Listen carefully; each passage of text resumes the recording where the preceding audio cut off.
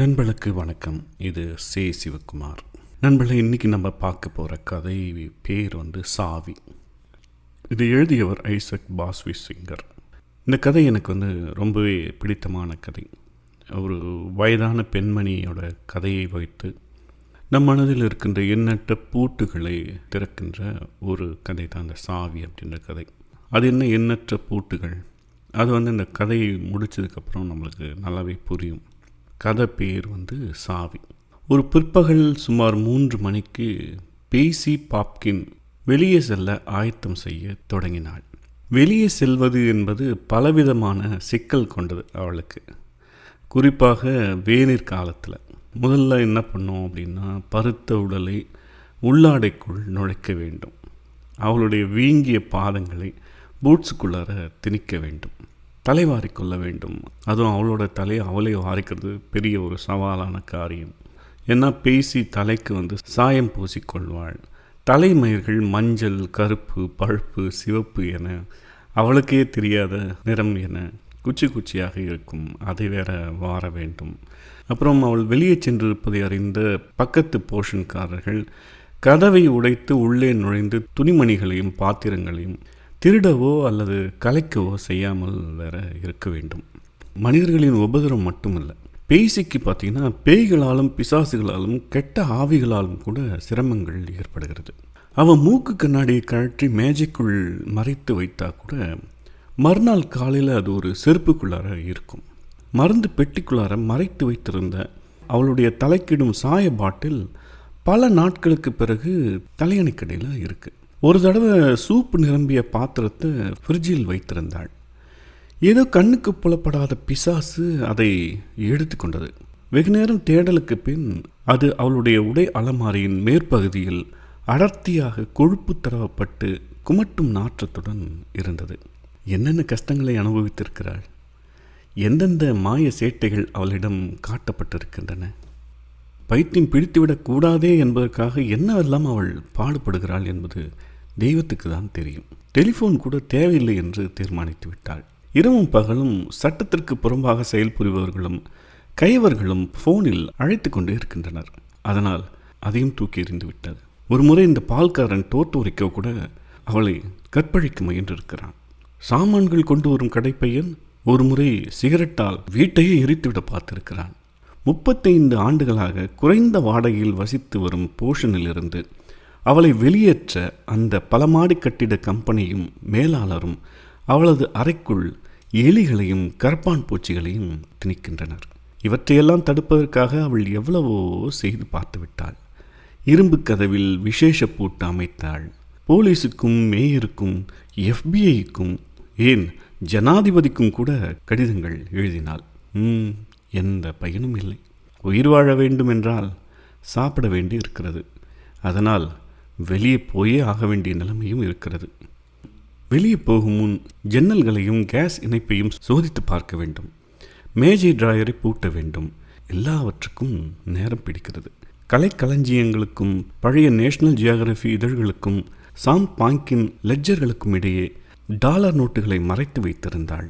பங்கு பத்திரங்களை கணப்புக்கு உயரே இருந்த அவள் பயன்படுத்தாத விறகு அடுக்கின் இடையேயும் அமரும் குஷன் ஒயர்களின் அடியிலும் வைத்திருந்தாள். தலையணைக்குள் அவளது நகைகளை மறைத்து வைத்திருந்தாள். ஒரு காலத்தில் பேங்கில் அவளுக்கு பாதுகாப்பு பெட்டி இருந்தது. ஆனால் அங்குள்ள காவலர்களிடம் அதற்கு மாற்று சாவி இருக்கும் என்பதை அவள் உறுதியாக நம்பினாள். அதனால் அனைத்து நகைகளையும் வீட்டிற்கே கொண்டு வந்து ஆங்காங்கே இப்படி மறைத்து வைத்தாள்.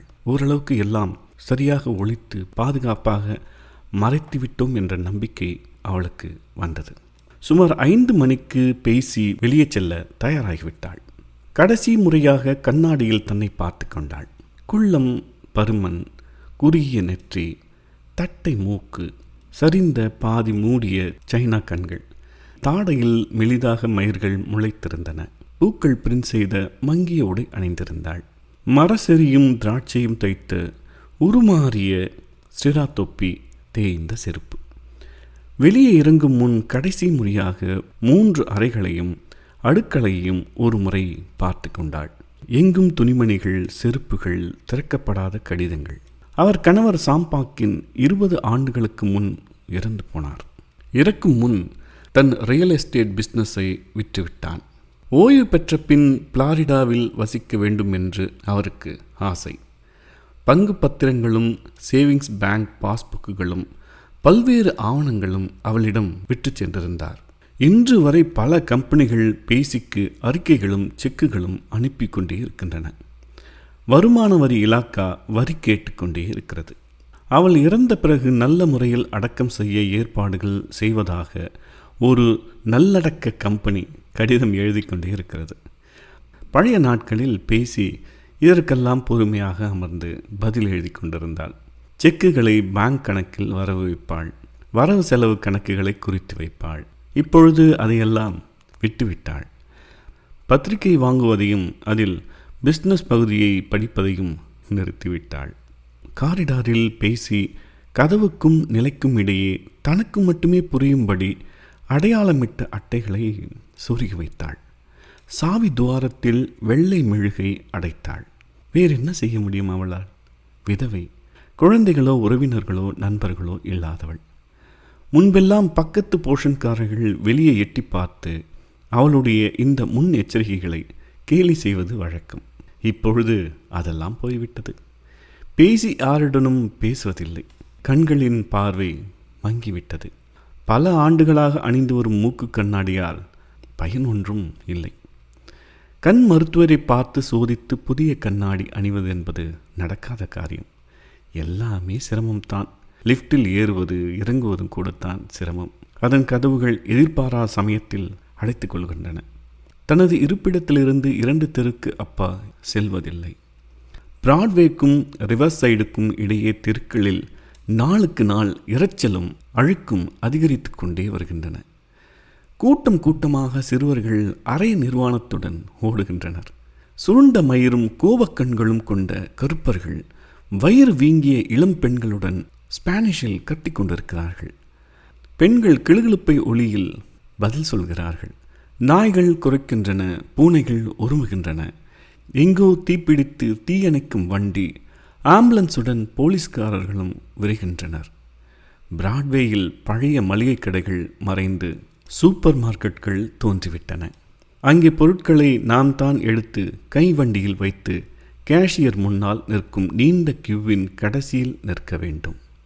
கடவுளே, சாம் போன பிறகு நியூயார்க், அமெரிக்கா, ஏன் இந்த உலகமே சிதறி போய்விட்டது. பக்கத்தில் இருந்த நல்ல மனிதர்கள் எல்லோரும் போய்விட்டார்கள். இப்போ இருக்கிறவர்கள் எல்லாம் திருடர்களும் கொள்ளைக்காரர்களும் விபச்சாரிகளும் தான். 3 தடவை பேசியின் பாக்கெட் புக் திருடு போய்விட்டது. போலீஸில் புகார் செய்த போது அவர்கள் சிரிக்கிறார்கள். ஒவ்வொரு முறை தெருவை கடக்கும் போதும் உயிரை கையில் பிடித்து கொண்டு தான் செல்ல வேண்டியிருக்கிறது. பேசி ஓர் அடி எடுத்து வைத்தாள். நின்றாள். கைத்தடியை உபயோகிக்கலாமே என்று யாரோ சொல்லியிருந்தார்கள். பேசிக்கு அதில் விருப்பமில்லை. தான் என்ன கிழவியா, நொண்டியா? சில வாரங்களுக்கு ஒரு முறை நகத்தில் சிகப்பு பாலிஷ் பூசிக்கொள்வாள். சில சமயம் பாதத்தின் வலி குறைந்திருக்கும் போது பீரோவிலிருந்து உடைகளை எடுத்து அணிந்து கண்ணாடியின் முன் நிற்பாள். சூப்பர் மார்க்கெட் கதவை அவளால் திறக்கவே முடியாது. யாராவது வந்து திறப்பது வரை அவள் காத்திருக்க வேண்டும். சூப்பர் மார்க்கெட் தான் எப்படி? ஏதோ பிசாசின் கைவேலை போலத்தான் இருக்கும். விளக்குகளின் ஒளி பளியிரென முகத்தில் அடிக்கும். கைவண்டியை தள்ளி வருபவர் வழியில் நிற்பவர்களை மோதி தள்ளுவது போல் இருக்கும். சாமான்கள் வைத்திருக்கும் ஷெல்ஃபுகள் அதிக உயரமாக இருக்கும் அல்லது மிக குட்டையாக இருக்கும். ஒளி செவியை பிளந்தது. வெளியே வெயில் சுட்டெரிக்கும் போது உள்ளே சில்லிட்ட குளிர். அவளுக்கு நிமோனியா வராதது அற்புதம்தான்.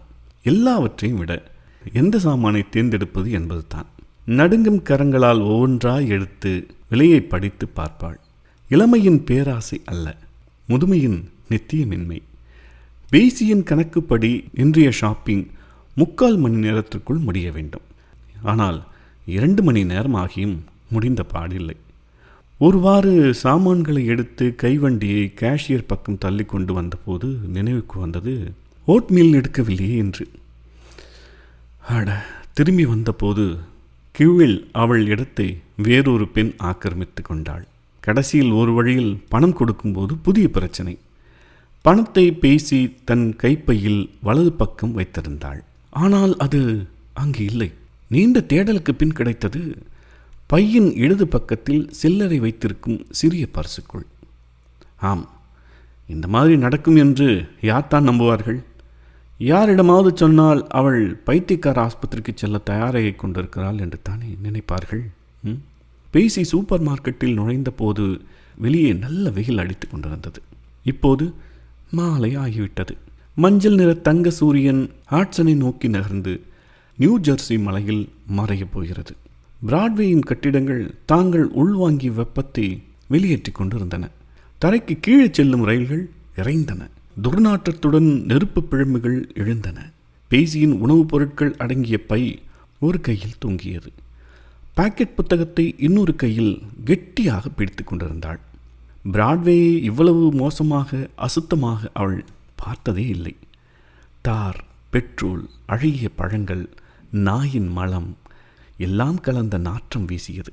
நடைபாதையில் கிழிந்த செய்தித்தாள்களும் சிகரெட் துண்டுகளும் இடையே புறாக்கள் துள்ளி தாவின. கூட்டமாக செல்லும் பாதசாரிகளின் கால்களில் படாது இவை எப்படி சமாளிக்கின்றன என்பதை புரிந்து கொள்ள முடியவில்லை. கொளுத்தும் வானில் இருந்து மஞ்சள் தூள் சிதறியது. ஒரு கடையின் முன்னால் செயற்கை புல்தரையில் வேர்வில் நனைந்த சட்டை அணிந்த சிலர் பப்பாளி பழச்சாற்றையும் அன்னாச்சி பழச்சாற்றையும் அவசரமாக வயிற்றுக்குள் ஊற்றி குடலை எரிக்கும் தீயை அணைத்து கொண்டிருந்தனர்.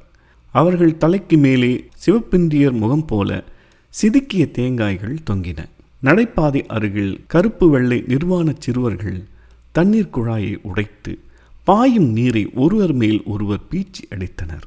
இந்த வேனல் அலைக்கு நடுவே மைக் பொருத்திய ஒரு ட்ரக்கில் நீண்ட கம்பிகள் போன்ற மயிர்கள் அலைய ஒரு பெண் நோட்டீஸ்களை வழங்கி கொண்டிருந்தாள். ரோட்டை கடப்பது, லிப்டுக்காக காத்திருப்பது, 5வது மாடியில் லிப்டின் கதவை மூடிக்கொள்வதற்குள் வெளியேறுவது எல்லாம் பேசியின் சக்திக்கு அப்பாற்பட்டதாய் இருந்தது. சாமான்கள் அடுக்கிய பையை வாசல் கதவருகே வைத்துவிட்டு சாவியை எடுத்தாள்.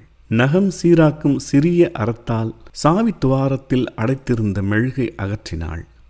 சாவியை உள்நுழைத்து திருப்பினாள். ஆனால் கஷ்டம், சாவி ஒடிந்து விட்டது.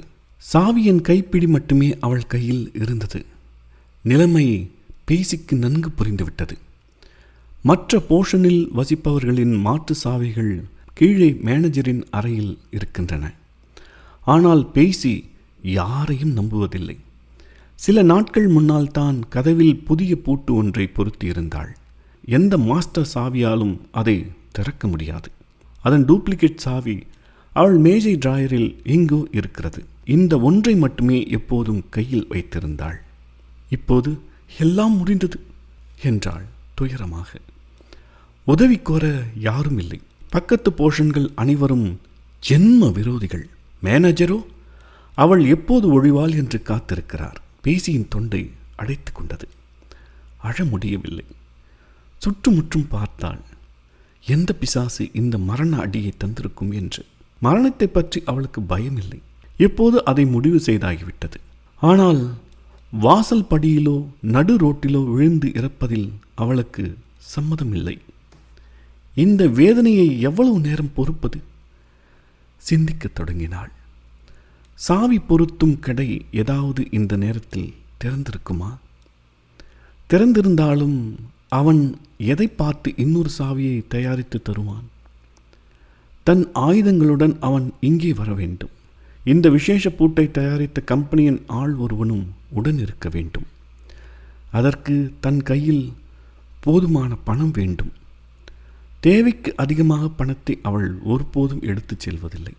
சூப்பர் மார்க்கெட்டில் கேஷியர் திருப்பி கொடுத்த சில்லறை 20 சென்ட் மட்டுமே இருக்கிறது. ஐயோ அம்மா, அம்மா, நான் இனி வாழவே விரும்பவில்லை என்றாள் ஈட்டிஷ் மொழியில்.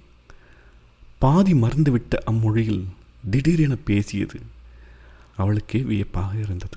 மிக்க தயக்கத்துடன் பேசி கீழே இறங்கி தெருவுக்கு செல்ல தீர்மானித்தாள். ஏதாவது இரும்பு கடையோ சாவிகள் செய்யும் கடையோ திறந்திருக்கலாம். அண்மையில் அப்படிப்பட்ட ஒரு கடையை கண்டதாக அவளுக்கு நினைவு வந்தது. மற்றவர்களின் சாவிகளும் உடையாமலா இருக்கும். ஆனால் இந்த உணவு பையை என்ன செய்வது? தூக்கிச் செல்வது சிரமம், மிகவும் கனமாக இருக்கிறது. வேறு வழியில்லை. வாசல் அருகே வைத்துவிட்டுத்தான் கீழே செல்ல வேண்டும். எப்படியும் திருடத்தான் போகிறார்கள் என்று தனக்குள் சொல்லிக்கொண்டாள் பேசி. ஒருவேளை பக்கத்து போஷன்காரர்களே பூட்டை சேதமாக்கியிருக்கலாம். தாங்கள் உள்ளே சென்று திருடவோ பொருட்களை சீர்குலைக்கவோ செய்வது வரை அவள் உள்ளே வர முடியாமல் இருப்பதற்காக. கீழே செல்வதற்கு முன் கதவில் காதை பொருத்தி வைத்து உற்று கேட்டாள். ஏதோ என்னவென்று தெரியாத தொடர்பற்ற முணுமுணுப்பை தவிர வேறு எதுவுமே கேட்கவில்லை. ஒரு கடிகாரம் டிக் டிக் என்றது. பிறகு பஸ் என முணங்கியது. சுவருக்குள்ளோ குழாயிலோ அகப்பட்டு கொண்ட ஏதோ ஒன்றின் குரல்.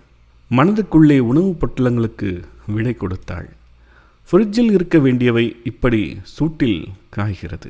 வெண்ணெய் உருகிவிடும், பால் பொழித்துவிடும். எனக்கு தண்டனை இது. நான் சபிக்கப்பட்டவள் என்று முணுமுணுத்தாள். பக்கத்து போஷன்காரர் கீழே செல்வதற்காக லிஃப்டில் ஏறினார். பேசி தனக்காக கதவை திறந்து வைத்திருக்க சாடை செய்தாள். ஒருவேளை அவனும் திருடர்களில் ஒருவனாயிருக்கலாம். அவளை பிடித்து வைத்துக் கொள்ளலாம். லிஃப்ட் கீழே இறங்கியதும் அவர் கதவை திறந்து விட்டார். அவளுக்கு நன்றி சொல்ல நினைத்தவள் மௌனமாகவே இருந்து விட்டாள். விரோதிகளுக்கு நன்றி என்ன வேண்டியிருக்கிறது? இதெல்லாம் ஆளை ஏமாற்றும் தந்திரங்கள். பேசி தெருவுக்கு வந்தபோது இருட்டிவிட்டது. சாக்கடையில் நீர் நிரம்பியிருந்தது. கருப்பு நீரில் தெரு விளக்குகள் பிரதிபலித்தன. பக்கத்தில் எங்கோ சைரன் ஒளியும் கேட்டது. அவள் செருப்புகள் நனைந்திருந்தன. பிராட்வேக்கு வந்தபோது வெப்பம் அவளை நெருப்பு தகடு போல் அரைந்தது. பகலிலேயே அவளுக்கு பார்வை குறைவு. இப்பொழுது அவள் முழு குருடாகவே ஆகிவிட்டாள். கடையில் வெளிச்சம் இருந்தது. ஆனால் அவை என்ன கடை என்று அவளால் அறிய முடியவில்லை. நடந்து செல்பவர்கள் அவள் மேல் மோதினர்.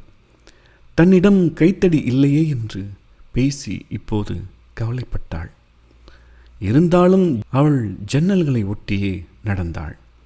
ஒரு மருந்து கடை, ஒரு பேக்கரி, தரை விரிப்பு கடை, சவப்பெட்டி தயாரிக்கும் இடம் ஆகியவற்றை கடந்து சென்றாள். இரும்பு கடை எதுவும் கண்ணில் படவில்லை. பேசி தொடர்ந்து நடந்தாள். அவள் வலிமை குறைந்து கொண்டிருந்தாலும் தன் முயற்சியை கைவிட துணியவில்லை. சாவி ஒடிந்து விட்டால் ஒருத்தி என்ன செத்தா போய் விடுவாள்? போலீஸிடம் புகார் செய்யலாம். இந்த மாதிரி கேஸுகளை கவனிக்கும் சில அமைப்புகள் கூட இருக்கலாம். ஆனால் எங்கே? அதை எப்படி கண்டுபிடிப்பது? ஏதோ ஒரு விபத்து போல இருக்கிறது. நடைபாதையில் ஆட்கள் கூட்டமாக நின்றார்கள்.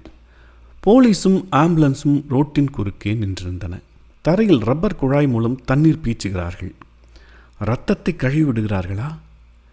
பார்வையாளர்களின் கண்கள் ஒரு கொடூர திருப்தியில் ஒளிர்ந்ததாக பேசிக்கு தோன்றியது. அடுத்தவர்களின் துன்பத்தில் அவர்கள் மகிழ்ச்சி கொள்கிறார்கள். இந்த பாழாய்ப்போன நகரத்தில் அவர்கள் பார்த்து ரசித்து மகிழ வேறு என்னத்தான் இருக்கிறது, இல்லை? எனக்கு உதவி செய்பவர்களாக யாரையும் இங்கே பார்க்க முடியாது. கடைசியில் ஒரு தேவாலயத்தை அடைந்தாள் அவள். சில படிகள் ஏறி வாசலுக்கு சென்றதும் அது அடைத்திருந்தது. இருளில் மூழ்கி இருந்தது. பேசிக்கு உட்காரவே முடியவில்லை. முழங்கால்கள் செயலற்றன. செருப்பு பெருவிரலையும் குதிக்காலையும் அழுத்தியது. உள்ளே அணிந்திருந்த ஆடையின் பிளாஸ்டிக் கம்பி ஒடிந்து சதையை குத்தியது. கெட்ட சக்திகள் எல்லாம் ஒன்று சேர்ந்து என்னை படுத்துகின்றன. பசியும் வாந்தியும் வயிற்றை பிசைந்தன. புளித்த ஏதோ ஒன்று கிளம்பி வாய் வரை வந்தது. பரமபதத்தில் இருக்கும் பிதாவே, இதுவே எனது முடிவு. அவளுக்கு ஒரு ஈட்டிஷ் பழமொழி நினைவுக்கு வந்தது. நம்பிக்கை இல்லாமல் வாழ்பவன் பாவ மன்னிப்பு இல்லாமல் மறிகிறான். அவள் ஒரு உயில் கூட எழுதி வைக்கவில்லை. அவள் தூங்கி போயிருக்க வேண்டும். கண்களை விழித்த போது பின்னிரவின் குளிர் வாட்டியது. தெரு வெறுமையாக இருந்தது. கடை ஜன்னல்களில் வெளிச்சம் இல்லை. உடைகளின் உள்ளே குளிரை உணர்ந்தாள் பேசி. பாக்கெட் புத்தகம் திருடு போய்விட்டதா என்று ஒரு வினாடி பதறினாள். இல்லை, அது கீழே ஒரு படி தவறி விழுந்து கிடந்தது. நழுவி விழுந்திருக்கும். அதை எடுக்க பேசி கையை நீட்டினாள். கை மறுத்திருந்தது.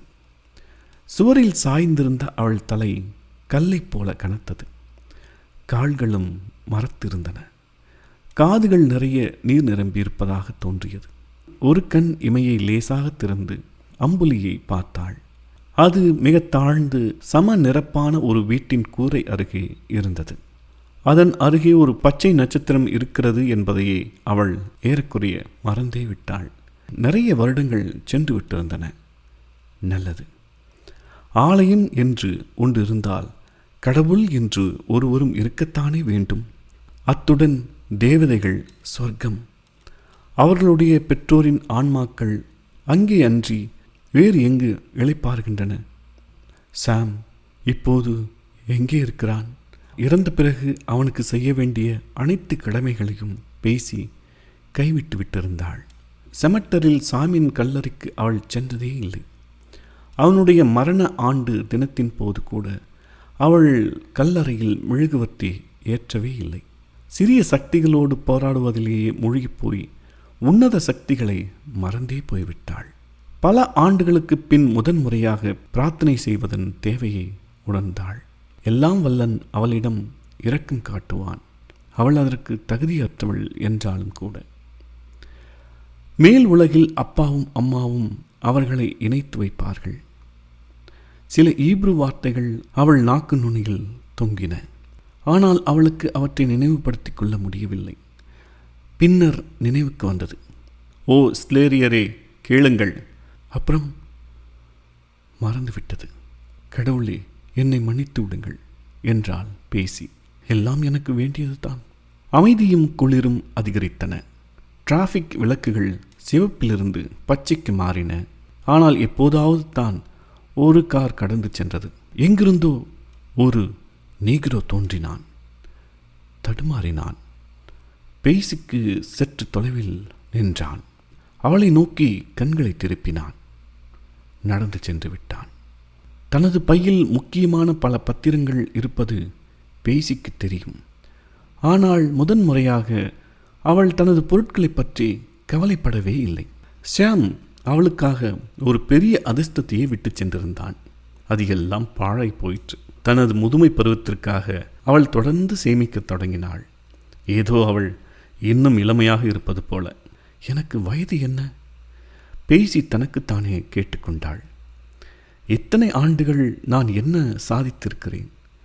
வேறு எங்காவது போய் பணத்தை மகிழ்ச்சியாக செலவழித்து அல்லது பிறருக்கு உதவி செய்து? அவள் உள்ளே ஏதோ சிரித்தது. என்னை ஏதோ பிடித்திருக்கிறது. நான் நானாகவே இல்லை. எப்படி அதை விளக்குவது? பேசி திகைத்தாள். ஒரு நீண்ட உறக்கத்திலிருந்து விழித்தது போல் உணர்ந்தாள். சாம் இறந்தபோது அடைக்கப்பட்ட அவளது மூளையின் ஒரு கதவை அந்த ஒடிந்த சாவி திறந்துவிட்டது. சந்திரன் இப்போது கூரையின் மறுபக்கம் சென்று விட்டது. வழக்கத்திற்கு மாறாக மிக பெரியதாக சிவப்பாக உருமாறி இருந்தது. குளிர் அதிகரித்திருக்கிறது. பேசி நடுங்கினாள். சீக்கிரம் நிமோனியா வந்துவிடும் என்று நினைத்தாள். ஆனால் மரணத்தை பற்றிய பயம் இப்போது விலகிவிட்டது. வீடற்றவள் என்ற பயத்துடன். ஆட்சன் நதியில் இருந்து புதிய மின்காற்று மெதுவாக நடந்து வந்தது. வானில் புதிய நட்சத்திரங்கள் தோன்றின. தெருவின் எதிர்ப்பக்கத்திலிருந்து ஒரு கருப்பு பூனை அவளை நோக்கி வந்தது. சற்று நேரம் நடைபாதை விளிம்பில் நின்றது. அதன் பச்சை கண்கள் அவளை நேரே பார்த்தன. பின் சற்று ஜாக்கிரதையுடன் மெதுவாக அவள் அருகே வந்தது. பல ஆண்டுகளாக பேசி எந்த பிராணிகளையும், நாய்கள், பூனைகள், புறாக்கள், சிட்டுக்குருவிகள் அனைத்தையும் வெறுத்து வந்தாள். அவை நோயை பரப்புபவை, எல்லாவற்றையும் அசுத்தப்படுத்துகின்றன. ஒவ்வொரு பூனைக்குள்ளும் ஒரு பிசாசு இருப்பதாக பேசி நம்பினாள். ஒரு பூனையை, குறிப்பாக கருப்பு பூனையை சந்தித்து விடுவோமோ என்று அவள் பயந்து கொண்டிருந்தாள். அது கெட்ட சகுனம். ஆனால் இன்று பேசி அந்த பிராணியிடம் இறக்கப்பட்டாள். அதற்கு வீடில்லை, சொத்தில்லை, கதவு இல்லை, சாவி இல்லை. கடவுளின் பரந்த உலகில் வசிக்கிறது. பேசி அணுகும் முன் பூனை அவள் பையை முகந்து பார்த்தது. பின் அவள் காலில் தன் உடம்பை உரசி வாளை உயர்த்தி மியாவ் என்றது. பாவம், அதற்கு பசி. அதற்கு நான் ஏதாவது கொடுக்க வேண்டுமே. எப்படி இது மாதிரி ஒரு பிராணியை வெறுக்க முடியும் என்று பேசி அதிசயப்பட்டாள். ஐயோ அம்மா, எனக்கு ஏதோ நேர்ந்து விட்டது. பேய் பிடித்து விட்டதா? நான் ஒரு புதிய வாழ்க்கையை தொடங்கப் போகிறேன். ஒரு பயங்கர எண்ணம் அவள் மனதில் பாய்ந்து ஓடியது. இன்னொரு திருமணம்? இரவில் நிறைய அற்புதங்கள் நிகழ்கின்றன. வெள்ளை பட்டுப்பூச்சி ஒன்று பறப்பதை பேசி பார்த்தாள். பார்க் செய்திருந்த ஒரு காரை சுற்றி அது தாழ்வாக சென்றது. பின் உயரை பறந்து சென்று விட்டது. அது புதியதாய் பிறந்த ஒரு குழந்தையின் ஆன்மா என்று பேசிக்கு தெரியும். ஏனெனில் நிஜ பட்டுப்பூச்சிகள் இருட்டிய பின் பறக்காது. மீண்டும் ஒரு முறை விழித்த போது பந்து போன்ற தீ சோப்பு குமிழி ஒற்றியது போல் ஒரு கூரையிலிருந்து கிளம்பி அடுத்த கூரைக்கு சென்று அதன் பின்பக்கம் மறைந்தது. அப்போது தான் இறந்த ஒரு மனிதரின் ஆன்மா அது என்பதை அவள் உணர்ந்து கொண்டாள். பேசி ஆழ்ந்து தூங்கிவிட்டாள். திடுக்கிட்டு விழித்த போது பொழுது விழிந்திருந்தது. சென்ட்ரல் பார்க் பகுதியிலிருந்து சூரியன் உதித்தான். இங்கிருந்தபடி பேசியால் அதை பார்க்க முடியவில்லை. ஆனால் பிராட்வேயில் வானம் சிவந்திருந்தது. இடதுபுற கட்டிடங்களில் ஒளிக்கிரணங்கள் சிதறின. கப்பலின் கீழ்த்தள ஜன்னல் துவாரங்களைப் போல மின்னின. ஒரு புறா பறந்து வந்து அவள் அருகே அமர்ந்தது.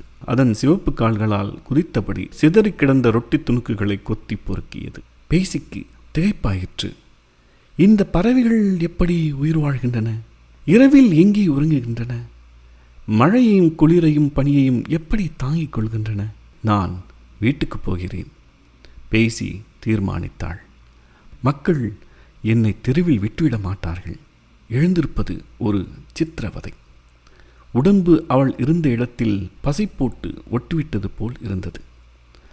முதுகு வலித்தது. கால்கள் கெஞ்சின.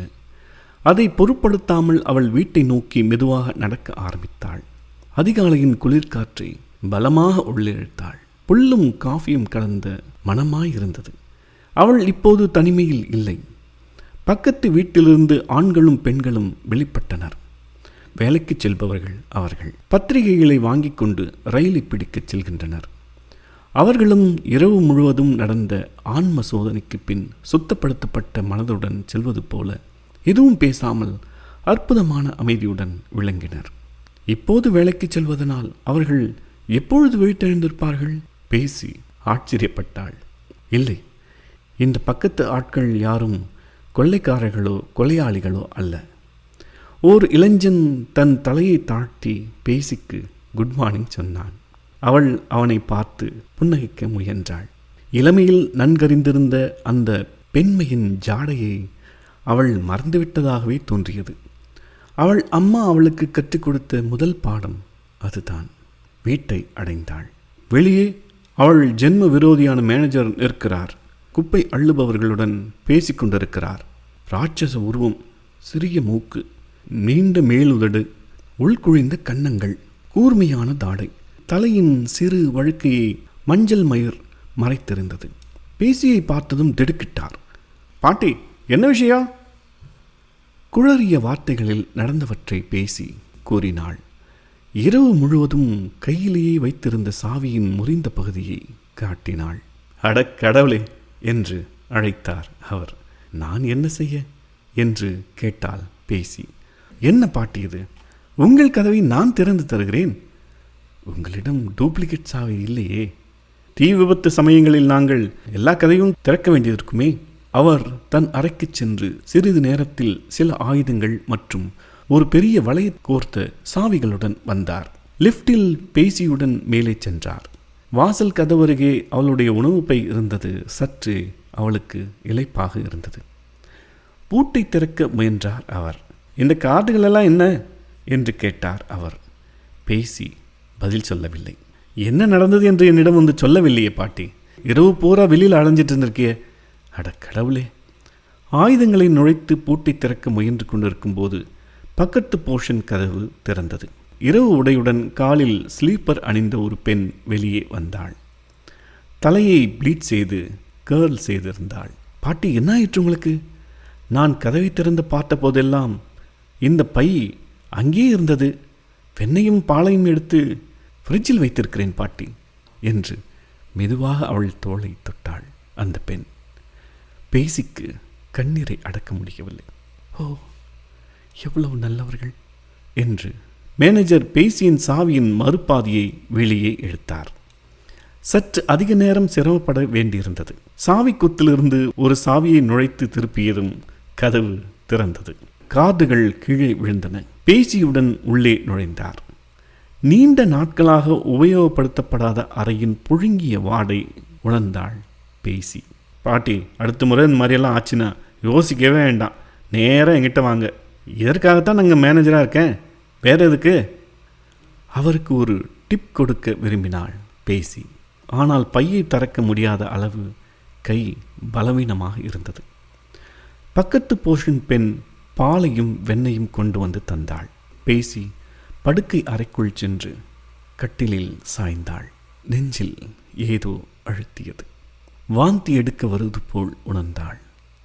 காலிலிருந்து மார்பு வரை ஏதோ துடிப்பது போல் இருந்தது. கலவரப்படாமல் உடம்பின் விசித்திர செயல்களை வியப்புடன் கவனித்தாள். மேனேஜரும் அந்த பக்கத்து வீட்டு பெண்ணும் பேசிக்கொண்டிருப்பது கேட்டது. என்ன பேசுகிறார்கள் என்று புரியவில்லை. 30 வருடங்களுக்கு முன் இதே மாதிரி ஒரு நிலை அவளுக்கு ஏற்பட்டது. அப்போது ஒரு ஆப்ரேஷனுக்காக அவளுக்கு அனஸ்தேசியா கொடுத்தார்கள். டாக்டரும் நர்ஸும் பேசிக்கொண்டிருந்தார்கள். குரல்கள் வெகு தொலைவில் இருந்து புரியாத மொழியில் வந்து கொண்டிருந்தன. அப்புறம் அமைதி. சாம் தோன்றினான். அது இரவா பகலா? ஒரு மெல்லிய வைகறை ஒளி. கனவில் சாம் இறந்துவிட்டதை உணர்ந்திருந்தும் ஏதோ ஒரு மாய வழியில் அவன் கல்லறையில் இருந்து எழுந்து அவளை பார்க்க வந்திருக்கிறான். இளைத்தும் திகைத்தும் காட்சிகள் அளிக்கிறான். பேச முடியவில்லை. இருவரும் வானம் இல்லாத பூமி இல்லாத ஒரு வெளியில் பெயர் தெரியாத ஒரு அமைப்பின் இடிபாட்டின் கூலங்கள் நிறைந்த சுரங்கத்தில் அலைந்து திரிந்தனர். இருண்ட வளைந்து சென்ற ஓரளவு பழக்கமான காரிடார் வழி நடந்தனர். 2 மலைகள் சந்திக்கும் ஒரு பகுதிக்கு வந்தடைந்தனர். இடைவழியில் சூரியனின் உதயத்தையும் மறைவையும் கண்டனர். சற்று தயங்கி ஓரளவு வெக்கத்துடன் நின்றனர். காட்ஸ்கில் நகரில் ஹெலன்வில் ஓட்டலில் தங்கள் தேனிலவு இரவில் ஹோட்டல் மேனேஜர் அவர்களை அலங்கரித்த அறைக்கு அழைத்துச் சென்றது போல் இருந்தது. அப்போது அவர் சொன்ன அதே வார்த்தைகளை இப்போதும் கேட்டாள். அதே குரலில், அதே அழுத்தத்துடன். உங்களுக்கு இங்கே சாவி தேவையில்லை, உள்ளே செல்லுங்கள், குட் நைட். முற்றம். கதை எப்படி இருந்தது நண்பர்களே? இந்த கதை ஒரு மறக்க முடியாத ஒரு கதை. இன்னும் சொல்லப்போனால் அடிக்கடிக்கு நான் நினைத்து பார்த்து கொள்ளக்கூடிய ஒரு கதை. இந்த கதை இருக்கிற இந்த புத்தகம் முன்னாடியே சொல்லியிருக்கேன், ஒரு நண்பர் எனக்கு வந்து பரிசாக கொடுத்தது. அமைதியான ஒரு மாலை பொழுதில் அப்படின்ற ஒரு தொகுப்பில் இந்த கதை இருக்குது. சில நேரத்தில் என்னோடய மகன்களை நான் பார்க்கும்பொழுது என்னுடைய சின்ன வயது ஞாபகம் எல்லாம் எனக்கு வரும். ஒரு திறந்த மனதோடு இந்த உலகத்தையும் இந்த உலகத்தில் இருக்கின்ற ஒவ்வொரு உயிரையும் மனிதர்களையும் நம்ம பார்க்குறோம், அவங்ககிட்ட பேசுகிறோம், பழகிறோம். மனசில் எந்த ஒரு எதிர்மறையான எண்ணங்களை அப்போதெல்லாம் நமக்கு தோன்றதே இல்லை. அந்த சிறு வயதில் எல்லாத்தையுமே நம்ம ரசிக்கிறோம், எல்லாத்தையுமே நம்ம வியப்பாக பார்க்கிறோம். போக போக என்ன ஆகுது அப்படின்னா, நம்மளுடைய அனுபவங்கள் வழியாக இந்த பரத்துப்பட்ட அனைத்து பக்கங்களும் திறந்து கிடக்கின்ற இந்த வாழ்க்கையை கொஞ்சம் கொஞ்சமாக நம்ம திரைகள் போட்டு கதவுகள் போட்டு மூடிக்கிட்டே கடைசியாக ஒரு அறைக்குள் சென்று அமர்ந்து கொள்கிறோம். அதனோட சாவி உள்ளே நம்மக்கிட்ட தான் இருக்குது. இன்னும் சொல்லப்போனால் உள்ளே பூட்டி உள்ளே அந்த சாவி உடைஞ்ச பகுதியை வந்து நம்ம கையில் வச்சுக்கிறோம். ஆனால் சிலருக்கு மட்டும் அந்த கதவு ஏதோ ஒரு மாயக்கரங்களால் உடைக்கப்படுகிறது. வெளிச்சம் உள்ளே வருகிறது. மறுபடியும் நம் கண் கூச கூச வெளிச்சத்தை பார்க்கிறோம். அது ஒரு நிகழ்வாக இருக்கலாம், அல்லது நீங்கள் படிக்கின்ற புத்தகமாக இருக்கலாம், நீங்கள் கடந்து போகின்ற ஒரு வாசகமாக இருக்கலாம், அல்லது அக்கறை கொண்ட ஏதோ ஒரு நண்பனின் அன்பாக இருக்கலாம், யாரோ ஒருவருக்கு உங்கள் மீதான பெரும் காதலாக இருக்கலாம், ஏதோ ஒன்று இருக்கலாம், அல்லது கடவுளின் கருணையாக இருக்கலாம். அந்த கதவு உடைப்பட்டு நீங்கள் மறுபடியும் பரந்த வெளிக்குள் வெளியே வருகிறீர்கள். மறுபடியும் இந்த உலகை ஒரு குழந்தையைப் போல ரசிக்க துவங்குகிறீர்கள். சுற்றி இருக்கின்ற மனிதர்களுக்கு உள் உரைகின்ற நல்ல விஷயங்களை மட்டும் உங்கள் கண்ணுக்கு தெரிய ஆரம்பிக்கின்றன, வேறொன்றாக மாற ஆரம்பிக்கிறது. இது சி. சிவகுமார். நன்றி நண்பர்களே.